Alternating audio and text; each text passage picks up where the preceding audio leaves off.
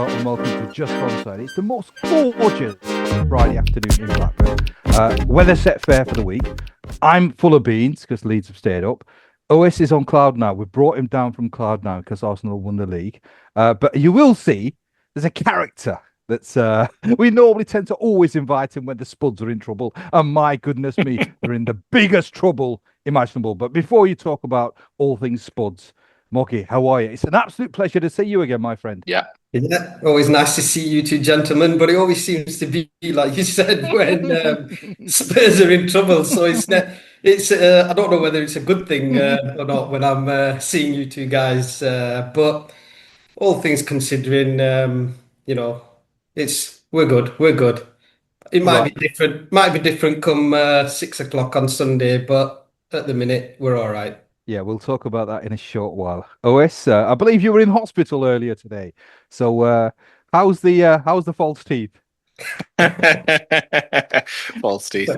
No, it was just a bit of a follow-up after the old knee surgery a couple of months ago, you'll remember. So, yeah, went to see the doctor. All good. He's happy with the state of the knee and what have you. It was a good catch up with him. I get on with him quite well. So, yeah, no, good stuff. Had a bit of raising canes afterwards as well before I made my way back to Abu Dhabi. So, doing good, mate. Ready for the final weekend of Premier League football. Are you? Right. Well, obviously, you're going to be happy over the weekend. I'm going to be very happy over the weekend, but obviously, our friend, dear friend Moggy, is not going to be happy. And you're right. We've talked about Spurs on a number of episodes, and it's always been Spurs in trouble. Now, obviously, this is as worse as it can get, or possibly can get. We're going to sort of give you the floor, Moggy. I never imagined the last time that we shot, I thought we were going to be in a relegation battle, which we were, as in Leeds. I thought it was going to go down to the wire. And I was absolutely fearing that last game of the season against West Ham. But we've sort of turned it around. West Ham appear to have turned it around, but they've had a dip. Spurs, I just don't, I don't think you've ever sort of turned it around. You did have that little period where I think you won two games on a bounce and a draw. De Zerbi was obviously somebody that is a much sought after coach.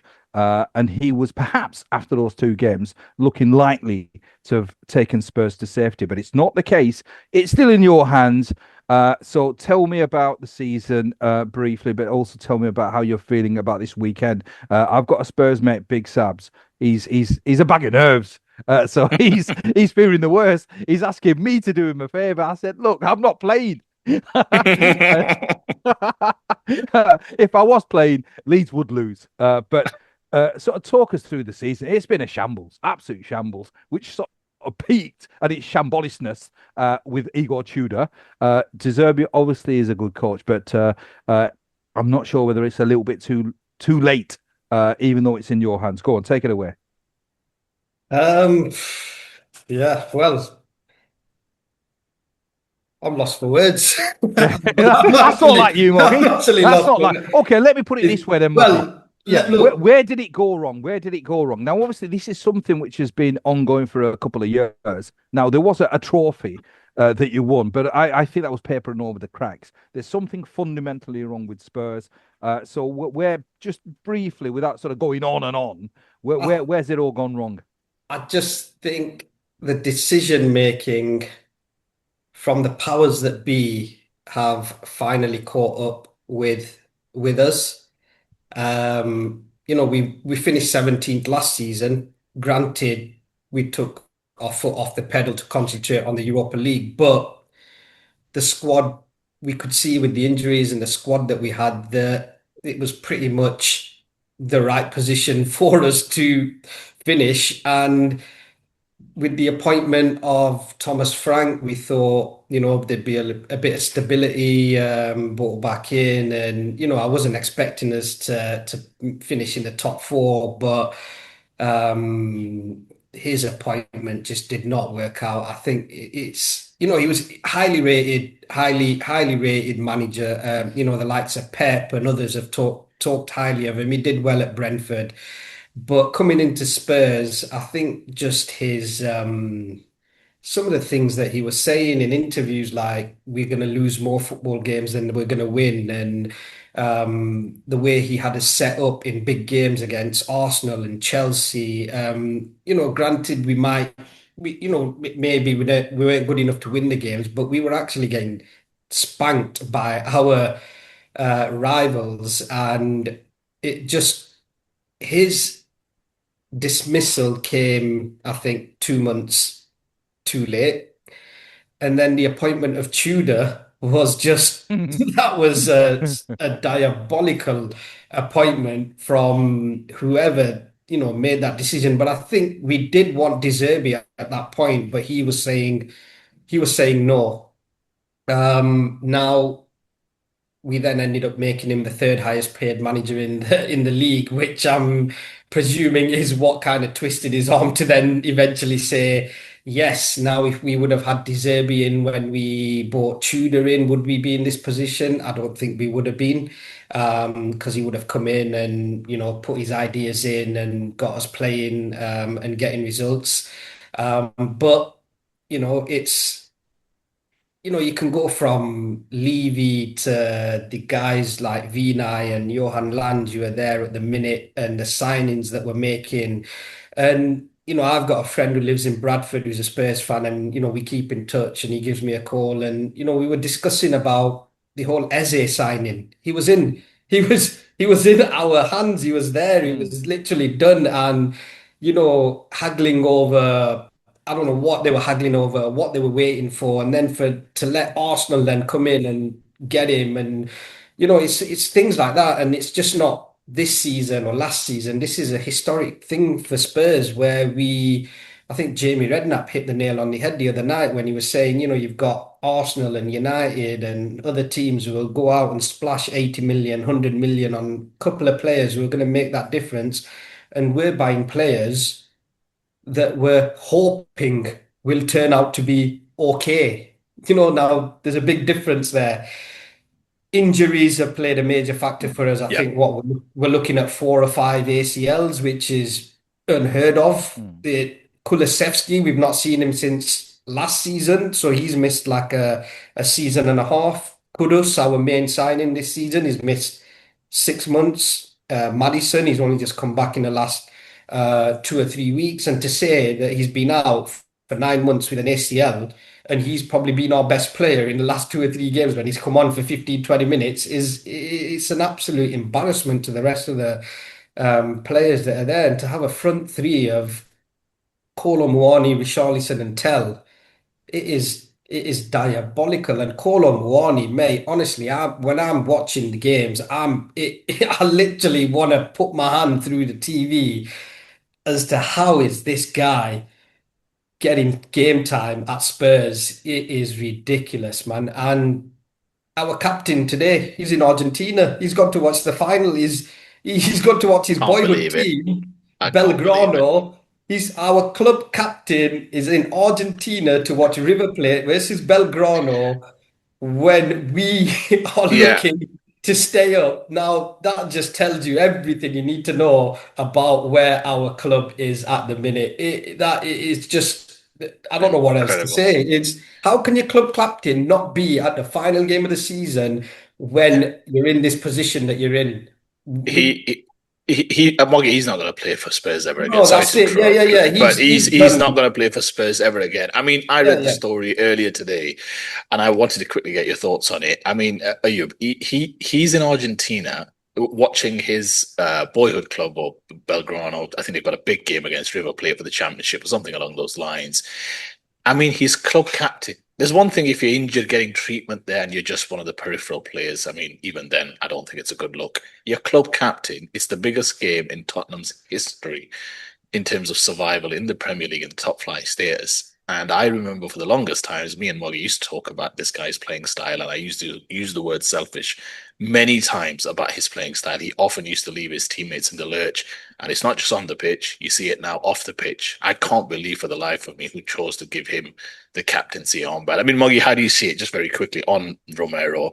He's not playing He's for Spurs ever obviously again, right? look, he's obviously let the club know, and they've signed it off and said, yeah, you can go, which means like you said, I don't think we're going to see him in a Spurs shirt again, and I don't think the fans want to see him in a Spurs shirt again, regardless. And I know they've asked De Zerbi about it today, and he's obviously come out and said he's a good guy and it was clear Mm. and he's getting treatment there, whatever. But it's not a good look, is it? Come Mm. on, you've got Ben Davies who's injured, and he's asking to stay with the players at the hotel and be part of the whole thing and Yeah. be there for. And you've got your club captain who's just doesn't give two monkeys Yeah, basically. yeah, yeah. And so that literally sums up our season. We've got players there who think they're better than what they are. We've we've just signed too many average, mediocre players. Archie Gray came from Leeds, young lad, but he was never ready to go straight in and be a Premier League midfielder. Okay, we've played him in various different positions and he's done well and he puts his all in when he gets a chance, but then Lucas Bergvall as well. These young players, Matisse Tell, Odegaard. It's like, and then you're looking at your rivals who are signing. Chelsea signing Enzo Fernandez, Caicedo. Yeah, they've got other players, but they've splashed out £100 million on these guys. You've got Arsenal spending 100 million on Declan Rice, grabbing Eze offers, buying a proper striker in Gyökeres. United, they weren't even in Europe and they got Mbeumo, Kuna, proper proven, and then we're shopping. I don't know. I just don't know. This if this is not a kick up the backside for the owners and the people running the club, then I don't know what is, because for Tottenham to be in this position, and I've got friends who are like, nah, they're not going to get relegated. They can't get relegated. They won't get relegated. I was like, we're literally 90 minutes away Yeah. from it happening.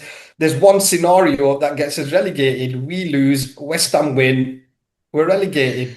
It's as Just, simple as just, that. just on Yeah. that, on the game itself, because obviously it is in your hands. It seems, I mean, in my opinion, it seems highly improbable Spurs It's will been go it's down been in purely. our hands for the last 3 games. We needed a point against Chelsea. We needed a win, against Brighton. It's been in our hands for the last 2 or 3 games, and we've not been able to get it over the line for whatever reason it is. We've not won. We've won 2 league games or something like that at home all season. That is ridiculous. And we're playing So Everton. so what's your thoughts Moyes then? wants to keep. Moyes said today that he wants to help keep West Ham up. Fair enough. And then one place or two places, one place or two places in the Premier League could amount to your club getting an extra million or £2 million in your coffers, because where you finish in the Premier League gets you more money. So that's important to Everton. So I don't think they're going to come there and lie down for us. And I think I think West Ham could get a win. I'm hoping because you guys second half against us at our stadium, you guys should have won the game in the end. Yeah, yeah, yeah. Kingsley made Huge a couple save. of Yeah. saves. Yeah, from Longstaff. You guys should have won the game there. I just don't know I just don't know what Ju- it is. I just just, don't. yeah, just before we pivot to the final game or the two games and get your thoughts. I mean, your team leads. I mean, you had two teams having very different objectives before the start of the season, but you ended up kind of in the same place. When you watch Leeds, which is very seldom, you obviously catch all the highlights and all the Mm. rest of it. You follow all the games and read all there is to read about Leeds United Football Club. What do you see as the kind of where, in a sense, Leeds have always been kind of the head above the parapet for the most part of this season? Let's be very clear. And maybe since that pivot and shift away after the Man City game, you would say when their form really started to pick up a little bit. But what do you see? You've been in this battle many times supporting Leeds, unfortunately. Mm. Where do you see the main issue in terms of when you're fighting at the bottom? What are those kind of non-negotiables that you've seen perhaps Leeds excel at this season, whereas Spurs perhaps have fallen short? I mean, sort of Moggy talked about some players thinking they're better than they are. With Leeds, it's the reverse. I think Leeds players understand their limitations. It's the sum of the parts. Everybody sort of puts in a shoe. In terms of squad quality, I think we're the second poorest side. In terms of quality, I think apart from Burnley, if you just look at player for player, I think we've probably got the most sort of ordinary side, average side. But what we excel in is attitude, application, putting in a shift, knowing your limitations, but playing to your strengths. Now, every single game, you cannot fault the players for attitude application. In terms of skill set, yeah, maybe you can sort of say that perhaps the skill set's low, and that's a non-negotiable for the team under Falk this year for a large portion of the year. And I think that's I find it inexcusable. I think Moggy's obviously talked about some of the signings, but you've got good enough players, even though they may not be great players or sort of very good players for the Premier League. They're much better. If you look at that side that played against us, that was a much player for player, much better side. There is absolutely no way that if that team was playing to its full potential, should have drawn against Leeds. You should have beaten us. And in that first half, you had the ascendancy. You let us get back into the game, and then obviously once we got back in the game, you're absolutely right. We should have won the game. I mean that Kinski wonder save. I mean, I thought he'd just hit the ball straight, but when you saw the highlight, the replay, unbelievable save, and then Longstaff right at the fag end of the game as well had an opportunity. He sort of fluffed his lines. So I'm at a loss to see why Spurs are in such a dire strait. I could understand them not being in the top half, but they should never ever be sort of in a relegation battle. So Frank, I can't understand what happened or what went wrong because I think he is a good coach. He's got enough experience. He had the tools to at least be comfortably mid-table. So I don't know what happened there. Igor Tudor, you're absolutely right. I mean, it's just it's the most sort of bonkers sort of decision I've ever come across, and perhaps that's going to be the sort of the death knell this weekend. I mean, I still sort of in my mind believe that it's Everton are there for the taking. They were awful against Sunderland, and that was a home game. I know there's that sort of Moyes backstory, but ultimately he's an Everton man. He's no real sort of interest in sort of West Ham at this moment in time. But in terms of Leeds against West Ham, we've got a injury ravaged side, and the fact is we don't have the personnel off the bench. What we will have is attitude and application. I mean, that's a non-negotiable. So that will be certainly on show. I've got a feeling West Ham will beat us. So it really is up to Spurs to get a point. I expect them to get a point. Yeah, well, but we shouldn't be relying on Leeds, to be honest. We should be going out there and winning the game, or at least getting a draw. And if we lose, then, like you said, we deserve to go down. And it's I said to my missus, if that happens, then I'll be going for a walk, and I might just be carrying on walking, and you might not see me for about 3 or 4 days because I don't know how far this walk's going to end up taking me because it's just not to fathom Spurs relegated to the championship is my phone. I just honestly, I just don't know what's going to happen if that happens on Sunday. I'm gonna have to turn my phone off and just leave the house. And come Sunday 6 o'clock, but we can't be in this position again. We just cannot be in this position again next season. And with De Zerbi, I don't think we will be. Like I said, I'm not going to sit here and say, yeah, we're going to be top 5, top 4 next season. But with him in charge, it's going to get a lot better. I think we're going to, like you said, the likes of Romero, Bissouma, some of these players like Richarlison, I think they're going to be gone. We've got the young lad Vuskovic, who's, I think you'll see him playing for Croatia at centre off in the World Cup. Him coming in, and then because we seriously need a striker, because you can't lose Harry Kane and Son and then have that front three that we've currently got. It's not you just cannot do that. I know you can't go out there and buy like for like replacements, but they've got to be in that kind of level because them two guys, the goals they gave us, the assists they gave us, and then we've got to watch this absolute rubbish. No wonder Richarlison's not got a look in Brazil squad. Kolo Muani's not made the France squad.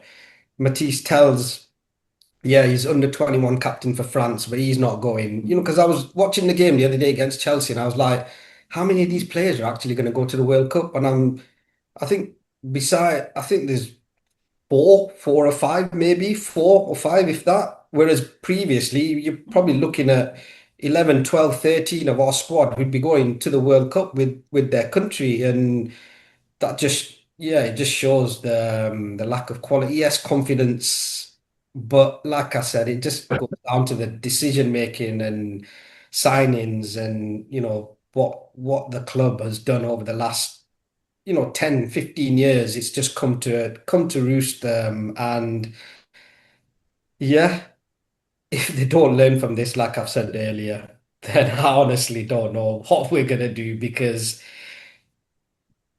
it is going to be hard for us to make signings because we're not in Europe, but they're going to have to do something. Yeah, Madison's going to be back. Do we know if Kulusevski's going to be the player that he, once was? Kudus, is he going to be back fighting fit for the start of the season? You know, Solanke, this guy, he's injured more than he actually plays. It's not good enough, man. It's absolutely not good enough for that stadium, that club, the fans who go home and away. Yeah, it's pathetic, man. It's pathetic. And like I said, for it to be in our hands and not get it over the line in the last 3 or 4 games is just shows you where we're at, where the players mentally are at, confidence wise. It's just, yeah, let's see. Sunday, I'm not holding my breath, but It's going to be. I mean, as an Arsenal fan, obviously, it's like I mean, it really. I suppose for a lot of Arsenal fans, but also I've noticed with a lot of other fans as well. I think everybody wants Spurs to go down. To a man, I must confess, everybody I speak to, who obviously doesn't support Spurs, is desperate for Spurs to go down because it just is. I mean, the narrative to that is just you're absolutely right. Even just talking about Spurs potentially being in the Championship next Yeah. season, it's almost like it's fiction. It doesn't seem real, but it could be that they could be playing Blackburn Rovers next season, which is beyond the realms of sort of possibility. But from an Arsenal, but in fact, always you're a football man rather than just being an Arsenal fan. You're a football man. I mean, what's your sort of take on? I mean, you've obviously got an interest in what happens not just at Arsenal Football Club, but sort of football teams around the Premier League. So, what's your take on and sort of in response to what Moggy's been saying? Yeah, this is not intended as a slight against Spurs. Me and Moggy used to have a lot of conversations about Spurs and all fair-minded conversations and what have you. There was that famous game, if you remember, I think was it a Monday night, Moggy, when Spurs beat Arsenal 3-0 or 3-1 or something along those lines. And I think Spurs got Champions League football and Arsenal didn't. And that was only a few years ago, really, when you think about it. And the divergence of the two clubs in terms of direction and what have you. One club understood that they had one of, at least even then, I felt as one of the best young, promising managers. They stuck with him, stability from the highest level in terms of ownership, kind of football director or what have you. First they had Edu and then they've got Berta. But that direction of just building slowly but surely, going through, taking your lumps and what have you, making them competitive, a very stable, let's say, playground. They went through the same journey, Spurs, in some ways. If you think about Emirates Stadium opened, I think 2005, Spurs Stadium opened, what, 4 or 5 years ago, maybe longer. I'm not sure. Moggy can correct me. They're on that journey of where, hey, we've got a crowd, we've got a stadium now that's befitting one of the biggest clubs in the world. Can we now bring the playing standards? But it's just not worked out. You've got instability at the top, ownership group where it seems there's a distinct lack of interest, or at least lack of visibility. At least Josh Kroenke now is pretty much stationed in London, so there's a lot of visibility there. Obviously, Daniel Levy Ayub left earlier this year after a long period of time at the helm of Spurs Football Club. Some fans may be happy, but that's still instability in terms of not knowing where you're going to go. The appointment of Tudor, it's all a bit haphazard, isn't it? And I just feel as though the issue is this lack of stability. That then leads to obviously a lack of quality. I mean, that football team, for me, you are who you are after one season. If you've had 2 seasons of finishing 17th and 17th, maybe, or what have you, I mean, that's who you are. That's 76 games. You can't fluke 76 games. That is the representative of who you are. And I think they can take a leaf out of Arsenal's book. Now, I just think Spurs for a while are not in that. They're not in that conversation. I mean, Moggy's talking about next season. We'll probably focus a little bit more on Sunday first and foremost. But in terms of the next couple of years, it's hard to see how they actually climb. Those clubs are massively ahead. I'm not talking just from a football talent perspective. I'm talking just in terms of their identity, where they are in that kind of footballing journey. and what have you. So I just see it's a long, long way away. But you're right in terms of short-term goals. I mean, this would be. We'll have a conversation another day if it eclipses the idea of Leicester winning the title. Probably doesn't this story of Spurs maybe getting relegated. But just on the predictions, just very quickly for Sunday, because I can imagine Moggy. I mean, if Arsenal was still in the title hunt, my heart would be in my stomach. I mean, I can't imagine what it would be like. I'm imagining it's the same for Moggy come Sunday, 4 p.m. UK time. But you just very quickly, in terms of the two games, give us a quick summary. How do you see both games panning out? You've obviously got West Ham home to Leeds, Spurs home to Everton. How do you just quickly see those two games panning out? And then we'll just quickly get Moggy's thoughts as well. I mean, West Ham, I think, will beat us purely because we've got quite a sort of patched up squad, and I think West Ham will just sort of have the edge over us. I've got a feeling that Spurs will draw. It's going to be a nerve-wracking game, but I just can't see them getting beat by Everton because I think Everton are a poor side, especially over the last sort of 3 or 4 weeks. They've been quite average. So as Ian Smith will say, by the barest of margins, Spuds will stay up. And I think Moggy's right. Next season will be completely different. I think there is a nucleus of good players. I think if they, and it's not a massive recruitment campaign they need to do, I think they'll stay up. And next season, I think they'll be comfortably in the top half. Famous last words. Moggy, how do you see it on Sunday? Those two games, go on. Yeah, I think we both win. West Ham will win and Spurs will win. Well, that's a great way of confidence. My concern is, I mean, you mentioned it earlier. I think you've got obviously a long-term injury. I think with Stack. I'm not sure how long he's out for. You'd have to correct me, but I know he's out for the game. I'm sure of it. And I think Okafor, I'm sure I read something that he might be out as well. So I mean, that's arguably two of your best players in terms of and the fullbacks as well. We've got Borgel and Goodmanson, who are instrumental to our success. Exactly. It's away from home. And you're right, Ayub. In terms of that first 11, 12 players, plenty of running, plenty of application. But then if you take out 4 or 5 key players from that, I mean, you've got DCL who'll probably be a bit disappointed with the whole England squad, which we'll speak about as well. So they're probably going to rock up. Some might argue they'll play a bit freer, but you just wonder, obviously, how that game. I think West Ham will win somehow, some way. I'm not sure how. I'm trying to think of it, but I do think Leeds' injuries just sways it a little bit in West Ham's favour. I probably wouldn't have picked it if Leeds had their best team out.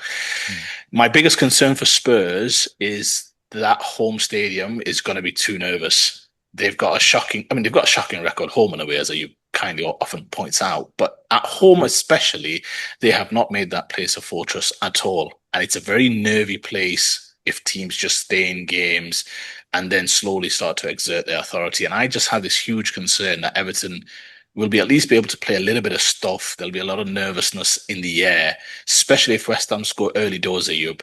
I know Spurs only need a point, but to Moggy's point, I mean, you're thinking, where are the goals going to come from? They're going to play with a little bit of the handbrake on a little bit because it's just a point that they need.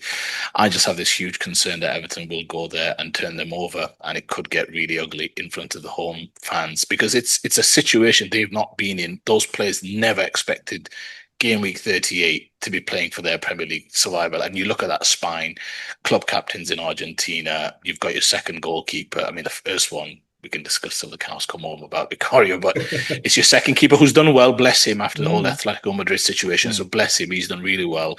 But it doesn't feel like a squad that you think, yeah, let's send that team out to get us a point to keep us in the league. It just feels like that's a lot of pressure on some of these young players. So I just worry that Everton might just nick it, and it could be Moggy's worst nightmare, unfortunately. So that's how I see it. I think Spurs may well just go down at Moggy. Sorry to say that, but if it does happen, let us know if you're free on Monday afternoon, please, because we'll be shooting again.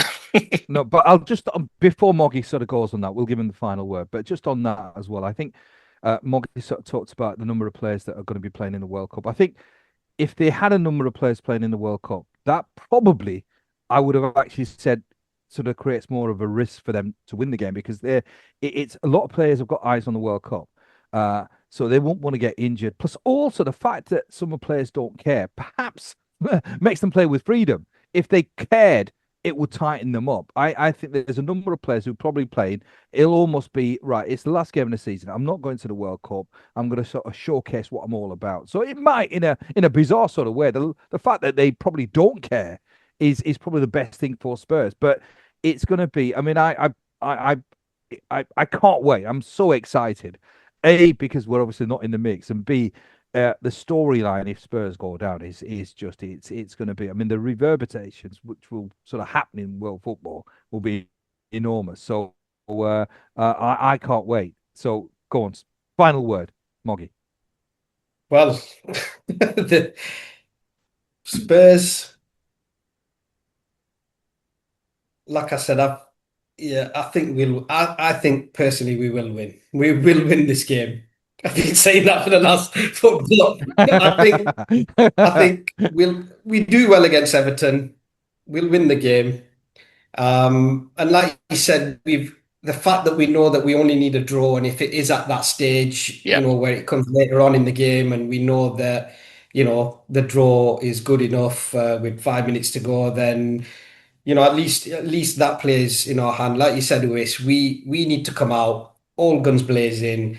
Fans, from minute one, which I'm in no doubt will be, singing their hearts out, backing the team. But like you said, if Everton get an early goal, then it could go sour very quickly. But I'm hoping the opposite happens. We get out the blocks, get a goal, and yeah, we stay in the Premier League, and this never ever happens again. Like you said, it's interesting because if West Ham were relegated the last day of the season, I think there's some possibilities of Bournemouth, Brighton, and these guys getting into yeah. Europe, and there's an interest there as well, which is good for the Premier League. But I think the big story in everybody's eyes are going to be at the London Stadium and at the Tottenham Hotspur Stadium on Sunday. So that's them are the games that everybody's going to kind of be keeping their eye on, and yeah, the talking point there. But like you said, if we stay up, we've got a very, very, very good manager, I think personally, at the helm, who's going to take no. I think at the minute he's kind of having to Yeah. rein it in with what he's saying, how he's behaving, and what he's doing. I think if we stay up and his preseason starts, I think then you'll see the proper De Mm, Zerbi who's going to be like, mm. Yeah. right, you're not good enough, you're not good enough, you're not cutting it. And then, hopefully the club back him to do what he wants to do. But yeah, let's get Sunday out the way first. And as for Monday, will I be available if we're relegated? Absolutely not. Absolutely.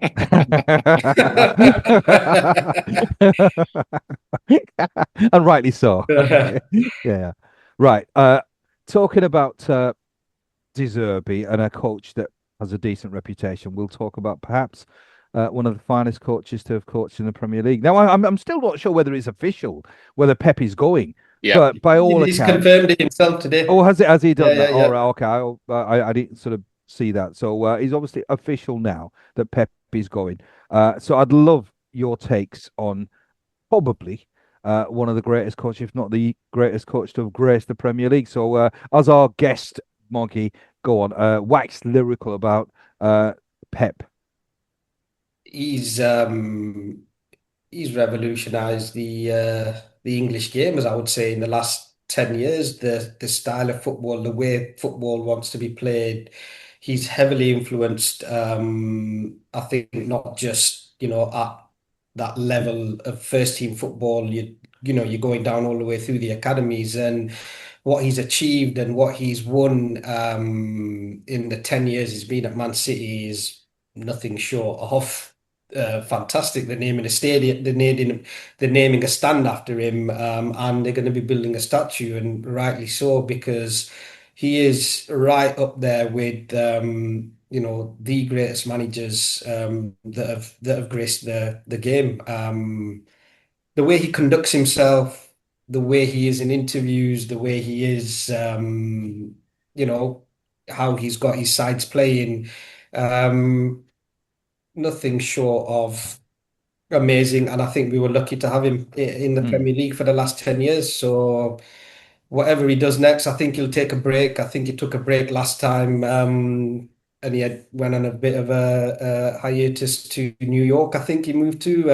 I think he'll be doing something similar, maybe taking some sort of a back office role type thing with the City Group, maybe as an ambassador. Will we see him at club football or international football in his next role? Who knows? But he's earned the right to do whatever he wants to do and take on whichever job he wants to take on.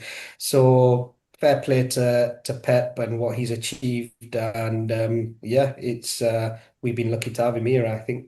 Absolutely, Yeah. here.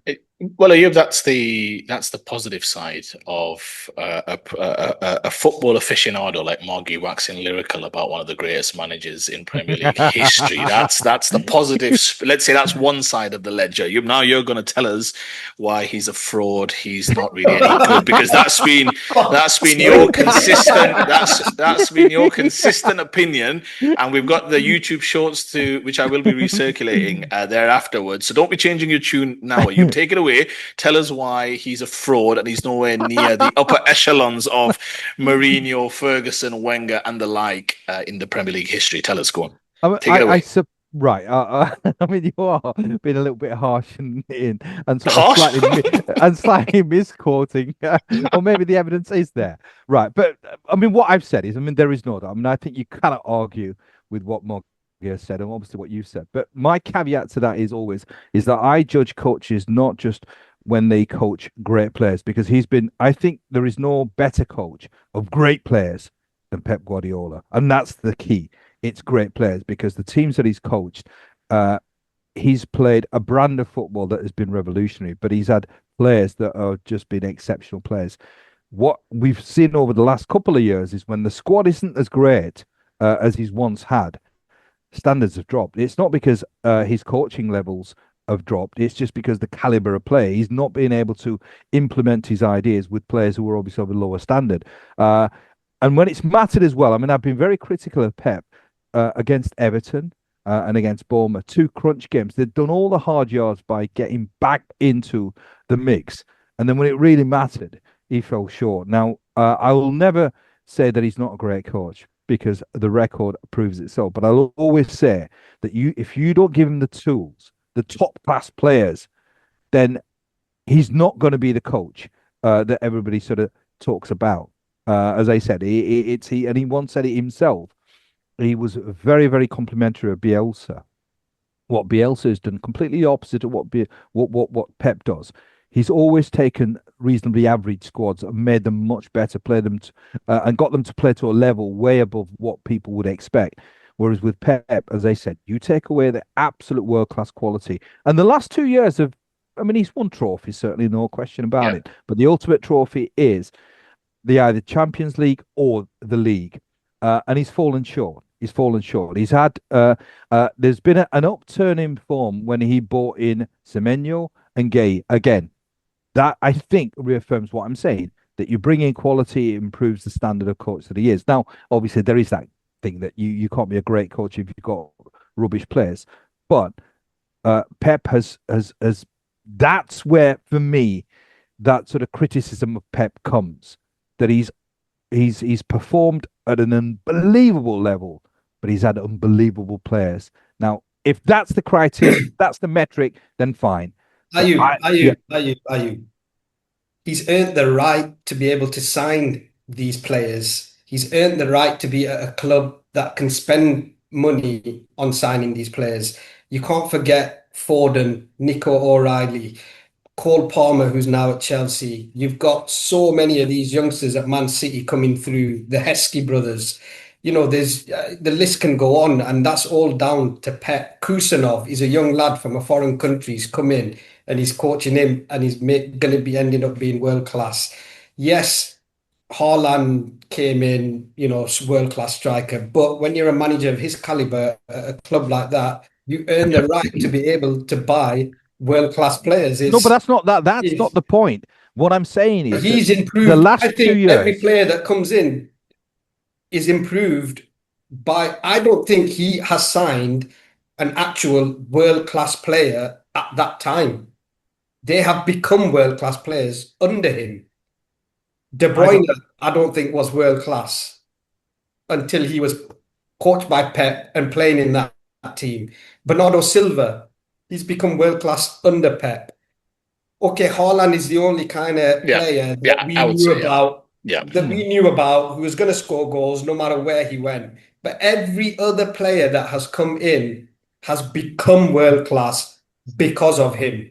We just think, oh, they're signing this guy, but he's earned that right to be in a position to attract Semenyo. Spurs, I would wanted Semenyo, but he was never going to come to us. He was going to go to Man City because Pep's there and it's Man City playing where they're playing. So just on the back of that, then, where do you think? Because ultimately, the league is always going to be the benchmark to see I just think, look, yeah. Arsenal improved this year and they've been improving slowly over the years. They've made some very important signings and they've got it over the line, with some dodgy refereeing and VAR decisions along the way. Leave But it, leave it. at the end of the day, look, I congratulate Arsenal. Even last year, because I had Liverpool, like even Liverpool fans or other fans saying, "Oh, it was the worst season." I go, regardless, if you are top of the league at the end of the season, you have deserved to be the champions. Regard at that, who cares whether the other 19 teams were rubbish? That's not your problem. You finished top of the league. You deserve it because you were the best team that season. And this season, Arsenal, they got it over the line, and they made 100. Arteta signed Declan Rice for £100 million. Do you know what I mean? Nobody's going to say anything about I've that. been saying plenty about Yeah, Arteta as well, well. but like Yeah. you said, when you're at that stage and you're at them kind of clubs, then you can command. And I think Pep has given a lot to, I think the England national team has got a lot to thank Pep for. Because I think the young player of the year in my eyes is Nico O'Reilly. Yeah. You didn't even know about this kid before the start of the season, and he's going to be playing left back for England. Foden, all right, he's missed out, but he's still a young lad. He's done fantastically well over the last 5 or 6 years. Cole Palmer, okay, he wasn't going to get game time, but I don't think Pep wanted him to go. But Pep's the kind of manager that if you're not happy and you don't want to be there, regardless of who you are, you move on, and I'll find somebody else to come and do that role. And I think we're going to see over the next 5 to 10 years, whoever the manager is that comes in there, the infrastructure, the academy, the football, and I think the mentality that this guy is leaving and has set there is you can't question it. And I know, look, he was at Barcelona with Messi was there. That's not Pep's fault. He still had to find a system and get everyone playing in and around Messi. Do you know what Messi had to play football somewhere, right? And and okay, he's maybe not won as many Champions Leagues as he would have personally have liked. I don't think he won it at Bayern, and No. he's only won one at City. Am I right? Correct. Yeah. In 10 years, but that Mm. was a treble season.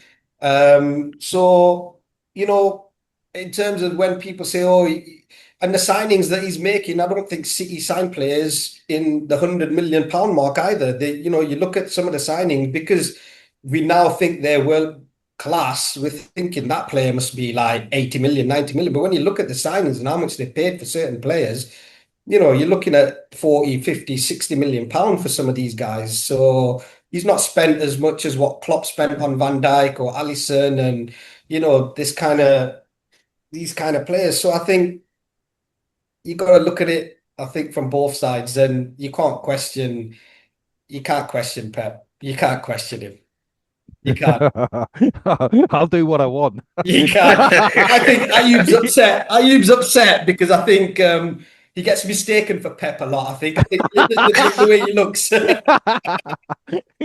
In fact, there's a couple of times we've gone to the Etihad, and our sort of mutual friend Shax. He's had me in the back of the car. I brought in Pep with me. I think the fact that we were driving in a Peugeot sort of probably gave the away. Right, then The off. thing, Yeah. the thing is, what I'll say is the next manager is not going to last as long as Pep Guardiola. I know we're looking at Yeah. Maresca. He's going to come in. I think in 2 years' time, we'll probably see Vincent Kompany at the helm there. Yeah. Yeah. Well, that's a decent shout, and you're right. Normally, Moggy, you don't want to be the guy that follows the guy, right? That's always the Yeah. most difficult gig in a lot of ways. Ayub, just very quickly, I mean, we'll probably speak on another day about where he stands in pantheon greats. He's probably, well, he's in that top three. Then it's a question of, where does he stand? Mason would probably argue he's already shooing for top two. Then the question is, can he topple Ferguson in terms of being that kind of top level manager, or the greatest of all time, at least in Premier League history? That's another conversation. But just, I mean, 20 league honours or what have you at Man City. I'm with Moggy in terms of his imprint on English football, on Spanish football, and to be fair, world football. He is the kind of marker that people look at in terms of some of the things that he's done with football players, creating new positions. You think about Philip Lahm, about Munich, and what have you, and just various different iterations of formations and what have you. He's always looking for an edge. They say his research and attention to detail is just incredible, off the charts, constantly flying to away games, watching games of football, scouting oppositions and all the rest of it. He spoke similar to Klopp earlier today about the energy moving forward is just not quite there. Very similar vibes in some respects to that Klopp decision when he left Liverpool. But yeah, you can't, I'm with Moggy, you can't he's just been so good for this league. I remember early doors when he came in, that famous 4-0 defeat at Goodison Park, season one. The idea was he can't do the stuff that he was doing in Spain here. And I said, just wait. I mean, just wait. Things don't happen straight away. It takes time. It takes time to build, as you've seen, in a sense, for Arsenal as well. And to be honest, just very quickly on that Arsenal front, I'm glad that we had the opportunity to overcome this Pep Guardiola. If some might argue it's not his best team, fine, whatever. We can discuss that another day. But I think there is some value to winning a Premier League title when you've gone head to head with one of the best, if not the best manager in Premier League history. Just adds a little bit more weight. It doesn't mean you get to kind of be arrogant or proud. It just means that there's just a bit more substance to your league, that you look them in the eye, so to speak, and overcame that. So yeah, listen, incredible manager. He'll be sorely missed because you always need the best managers and the big managers in the Premier League. And City will have to go some way to have Enzo Maresca, it appears, lead them in the same way that Pep does. There's just no way he's going to have the imprint, at least for the first few years, unless he wins a league, let's say, straight away, to have that same type of control and aura around that football club, like Pep Guardiola does. Don't forget, he came in with a great deal of cachet. He was the most sought after manager in world football. Enzo Maresca isn't that, so he's already starting off on the back foot following a legend. It'll be interesting to see how he copes as City go 2 years now without winning, obviously, the Premier League title. I think City will win the league next year under Maresca. I think Maresca is a damn fine coach. But just on Pep, I'll miss him dearly. I think he, as I said, I mean, I'm critical, but I won't sort of say it's something that I'm sort of passionately critical about. I think he is an outstanding coach.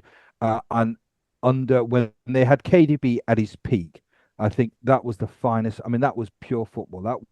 That's football that you dream of.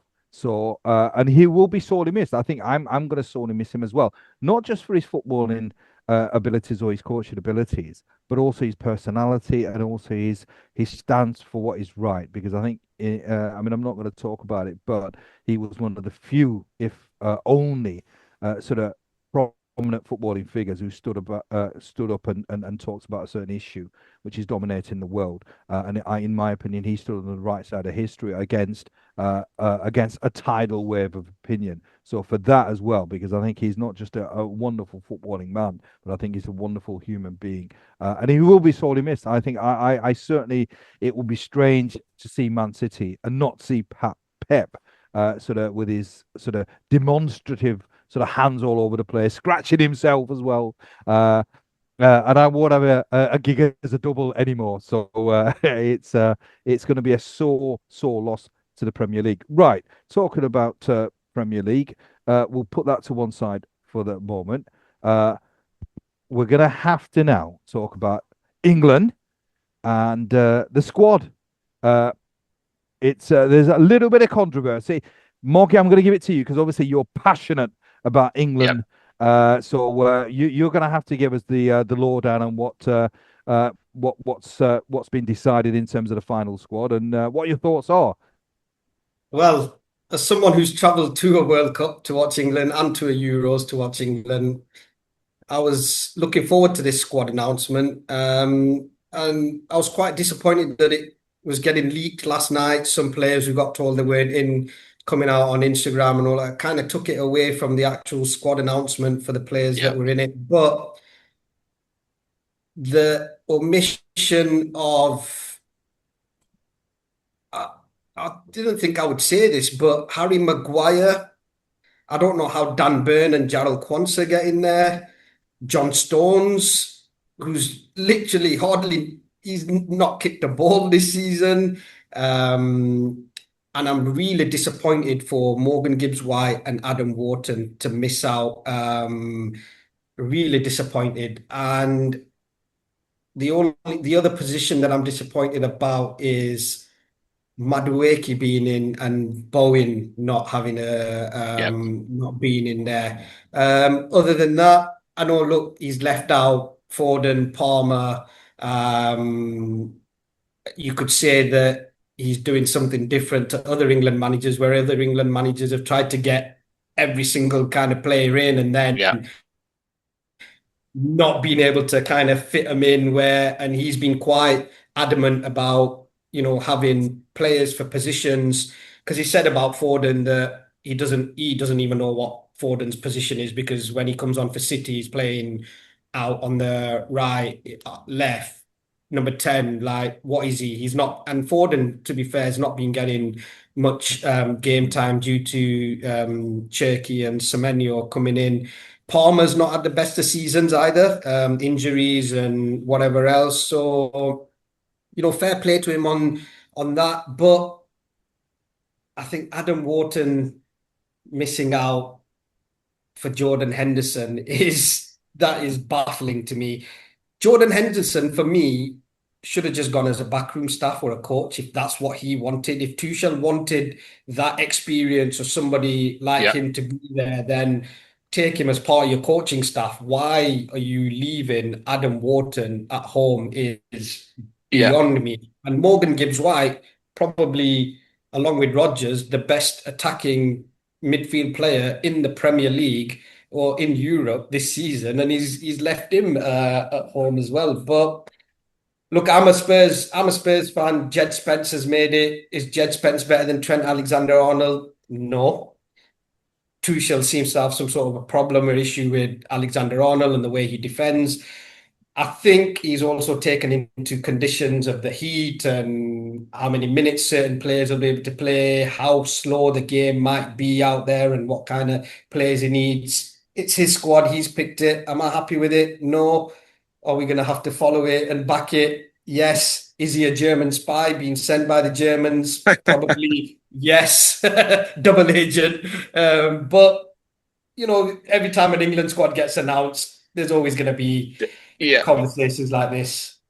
yeah, absolutely, Ayub. I mean, you're right, Moggy. It started to leak yesterday with some of the news that came out. I've never had a World Cup announcement be just leaked. It was like every 5 minutes you got a sense of who was going, who was not. And there were a few red herrings in there as well, it would appear. I'm just going to run through a few of the quick situations, try and get quick responses as to where I stand, Ayub, in terms of some of the personnel selected and not selected. In terms of the back line, I would just very quickly say, he's picked Reece James and Livramento, it would appear, for that right back position. Now, Reece James, I speak to your son all the time, Ayub. Highly paid player, wonderful footballer, a wonder of a right foot. It's beautiful to watch. When he's playing, especially in that middle of the park, Ayub, or in that quarterback position, he's as good as they come in terms of just to watch as a neutral. But he's had injury issues. He didn't finish the season off, in a sense, with a lot of consistency of games. He had an injury at the back end. I know he played in the cup final.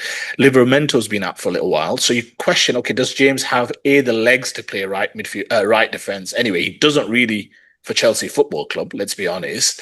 So then the question becomes, well, you've got Livramento, so that could become a very vulnerable position very quickly. At left back, again, he's probably picked Jed Spence as some sort of cover, but again, Nico O'Reilly will start. That's without a doubt. Moggy's absolutely right. He deserves to start best young player of the Premier League, and he'll get that award. But again, just in terms of cover, Jed Spence, he's obviously going to be an inverted fullback if he does have to cover there for whatever reasons. Game come thick and fast. The Maguire one for me, Ayub, hits on something I felt very passionately about just with general World Cup selection. It's not unique to England, but general World Cup selection and international selection. I'm all for picking players to form a team to try and win a competition. Actually, that should be the only remit. But I think whilst doing that, the sign that you're sending to footballers like Harry Maguire, who's come from the abyss, let's be honest, in terms of where his footballing career was going at Manchester United, for him to come back, have the season that he has, be part of that United upturn in terms of performance and surging back up there. It's not just the forward line and Fernandes and all the rest of it. I'm thinking about Maguire, some of that performances home to City, that winner I think he scored at Anfield. Like, he's had big moments, and he's been in a sense a real feel-good story. But irrespective of that, I don't think it's a great sign from an international manager to say, go play for your football club, go back to form, play games, play minutes, be part of big games, producing the biggest moments as he has done. But in the end, when it comes to World Cup selection, I just don't rate you as highly as I do John Stones, who hasn't played anything this season in terms of meaningful minutes. Now, John Stones, as an overall footballer, is better than Harry Maguire. I think the three of us can agree on that. But the fact is, the question is, if you had to throw him in there, are you going to feel confident that he's not going to be rusty? He's not played any meaningful minutes for Man City this season. So that would be, I just don't like the sign. I believe standards over time do erode if you keep rewarding players who are either injured and not playing for their respective football clubs. And there's been games where he hasn't been injured, Ayub, where he's played, let's say, he's obviously settled on Kusanov and Guehi as Pep Guardiola, but he's had Diaz and Guardiola when they haven't been injured in check and in kind of as a reserve. And then you've got Stones as well. I just don't know where he's fitting into all that. Imagine throwing him in because Ezri Konsa or Guehi's got an injury and suddenly you want to play Stones in a quarterfinal of a World Cup. I would have felt comfortable years ago when Stones was playing consistently for United, for City, and he was probably our best centre-back, but not right now. And I just don't like the sign that it sends. About Wharton and Henderson, I do think it's a slightly different profile of player, but I would still err on the side of taking Wharton just because I'm thinking he's a young player who's probably about to get a big move. It would appear most likely to Liverpool Football Club. He could be part of the Euros next time and the World Cup next time because he could become a really good footballer. Let me start to blood him in, see how he copes with a big tournament, big competition. He's clearly going to be a proper England footballer, it would appear. I just feel like it's to do that to a footballer who's played well. He's not, I mean, Henderson's not been on his level. It just seems he's gone perhaps too far in the direction of, I'm strictly picking a team that I think in terms of team spirit, cohesion, I'm all for that. I just think he's gone too far the other way. I'm okay with Foden missing out. I don't think it was good enough. I'm okay with Palmer missing out. He's not been good enough. On a side topic, I said to your son, when they played the Club World Cup, which they, I guess, had to play, and they won, I said, I wonder how some of these minutes are going to be for some of these key footballers in the Premier League. And you saw that with some key Chelsea players throughout the season. Palmer had a very stop-start season in terms of injuries. Reece James, the same as well. So it wasn't the kind of major triumph for the Club World Cup that they won against PSG that it was made out to be. I think it really cost them in the long run. But I'm okay. But the last point I would make, and Moggy touched on it, you cannot take Noni Madueke. I do not care if he's a lightweight version of Bukayo Saka. For me, Saka starts. I think we'd all agree he starts on that side. He should start. I'm okay with Gordon or Rashford on the other side. I'm a bigger fan of Gordon, but that's not a big kind of a deal breaker for me. And I understand he's thinking, well, if Saka's out, I still want someone who's fast, left-footed, and can create something. But he's been so poor this season. I watched every minute of Arsenal Football Club this season at some obscene hours, I must say as well. And he's just nowhere near being at the level of Arsenal Football Club. That doesn't mean he can't be in the future. It just means right now he's nowhere near that level. And to see how Morgan Gibbs-White, yes, he's right-footed, but he can play on that side and create some situation. You don't have to start him. But Madueke's not going to start. Madueke's going to come on maybe for those 15, 20 minutes, maybe if the game, whatever, it looks like you want to stretch it out, whatever. But Morgan Gibbs-White, in terms of, you saw the arrogance with which he was playing in the last 7 to 10 games. He kept Forest up. I'm not going to say single-handedly because I think the whole team, including Elliot Anderson and others, no doubt, and the manager.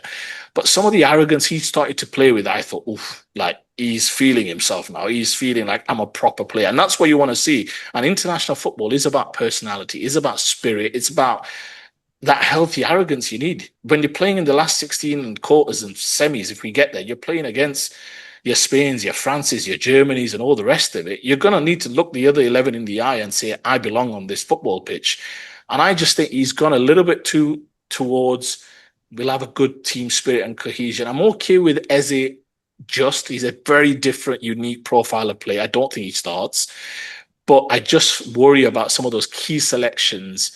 And I do understand why Harry Maguire would be disappointed. He's looking across and thinking, John Stones, yes, I might not be the caliber of player he is, but all I can do is play consistently for my football club. I've played much more minutes. I'm first team here at Manchester United Football Club. I've come back from the abyss and I'm playing meaningful minutes. And he's played really well.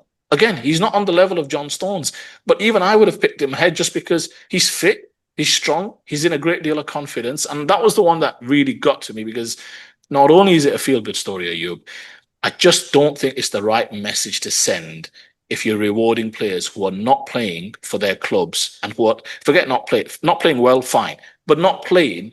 I think over time that just erodes standards over time. So that's probably the one I feel the most passionate about because I just cannot agree with it. He has the right to make that call, but I don't know if Stones is going to be ready to play meaningful minutes and contribute big time. In John Stones of 5 years ago, 6 years ago, I'll have him all day long, every day. But now, where he's just picking up injuries and not played, quarterfinals against France, Brazil, Spain, I'm just not sure how that looks. Yeah, I mean that's the one as well. I mean, mine is I'm actually not as critical as perhaps Moggy on some of the selections because I do believe team spirit is absolutely crucial and critical during these tournaments, and sometimes perhaps when you've got maybe two players who both consider themselves to be starters, but you can only start one. I don't know whether that's always a healthy sign. Maybe sometimes what you do is you pick the best one, and then maybe you pick somebody that perhaps is happy enough to be part of the squad, but is good enough to be able to do a job. And I think that's what he's done. Apart from the Harry Maguire, I think that is one where I cannot understand it. I cannot understand it. But on the whole, I think it's okay. I think it's okay. So it's. I'm interested to sort of see. I've got a feeling that the team spirit will probably be tremendous because you've got players who know that they're part of the first 11, and then you've got players who are happy that they're part of the squad rather than thinking, hang on, I should be playing rather than the other guy. So maybe that's what he's thought about, but obviously time will tell. So Yeah, I'm okay with just it, apart from the Harry Maguire. Yeah, just very quickly, I'm going to run you through what I believe will be his first 11 for the most part. I think when he settles, I know this is very quick in terms of the games come thick and fast. There'll be a bit of rotation. There'll be knockout games. There'll be an injury. I mean, we know how competition works, but I think he'll probably settle on some form of Pickford, James, Conser, Gahey, Nico O'Reilly, Rice, Anderson. For me, probably Morgan Rogers, just Saka, Kane, and I would like to see Gordon, but for me, it's not a huge deal breaker if it is end up being Rashford. How do you see it, Moggy? Similar along those lines, or any changes you would make? Yeah, similar along those lines, but I think Bellingham will be in the 10 and then Rodgers. But the thing is, it's like against Panama, do we need two defensive midfielders? Yeah, Do you know what I mean? It's like because Southgate never didn't matter who we were playing, it was the same way, the same formation. And I sometimes think that, hold on a minute, we're at a World Cup. You want to give players some minutes. It's going to be taxing, the travel, the weather.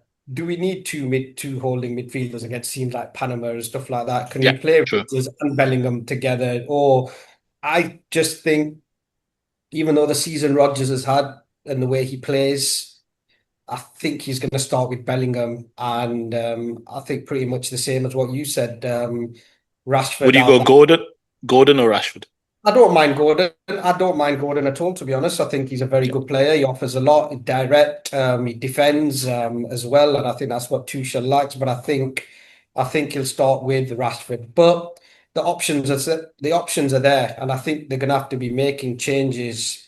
A lot more changes at this World Cup. There'll be breaks, the weather, the timings, the traveling in between games. I think he's got to use a squad well, make the yeah, subs well. because we've got the players there. It's just how he now uses them. Yeah. Ayub, how do you see it in terms of that selection that we rattled off? I guess Moggy probably opts for Bellingham instead of Rodgers, which is a pick-em call, to be fair. And then Gordon, Rashford, I think those are, again, pretty much 50-50 calls, at least as of now. Do you see it along the same lines, or would you like to see some of the different version? No, absolutely. Which reaffirms why I was saying that Tuchel probably has done the right thing in one sense, where it's easier. I think most people, when you ask them to pick a starting 11, will probably be quite similar. And it's because we've got a standout starting 11, and then we've probably got maybe one or two players that you could probably say, well, look, they deserve to be starting. So maybe it could be a tactic that works wonderfully well, where there's not going to be any resentment, where players are thinking, hang on, I should be in that starting 11. So let's wait and see. I think he's done. I mean, the more I thought about it, the more I think, hang on, he's been quite smart. Apart from, as I said, the Harry Maguire, where I just can't find the reason why he's decided to leave Harry Maguire back in England, because he should be there. Yep, agreed. It'll be interesting to see. It's an exciting time, and I agree with you overall. I'm okay with the squad. I think it's fine, but I just think he's been a little extreme with some of his selections. But he's the manager; he gets paid the big bucks to take those calls. It'll be interesting to see how we are, because we will make it out of the groups, you would imagine. But then when some of the knockout and the competition stiffens, it'll be interesting to see how some of those, let's say, personnel stand up to that level of competition. Time will tell. Right. Okay. We've been rattling on for, I think, over an hour, and it was rightly so, because obviously we've got Moggy here, and it would be rude to make it too short. But it's been a relegation special. We've talked about England as well. Hopefully, for Moggy's sake, we could shoot on Monday, because if we do shoot on Monday, it means that the Spurs have stayed on. Yeah.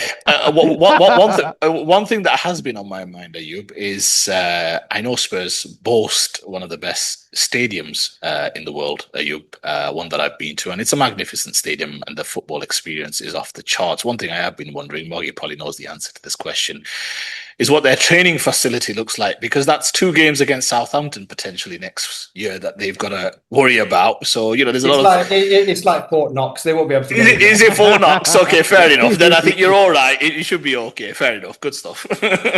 Right. Okay. So, as always, Moggy, it's always a pleasure to have you. One of these days, we'll get you on when things are going well for Spurs. But and always, as always, a pleasure. So, and thank you as always for tuning in. Hope you enjoyed the show. And until the next time, take care. Enjoy the next 7 or 8 days if you're in the UK, because it's beautiful. In Abu Dhabi, I suppose it's par for the course. All right, so we'll see you soon. Turn off for now.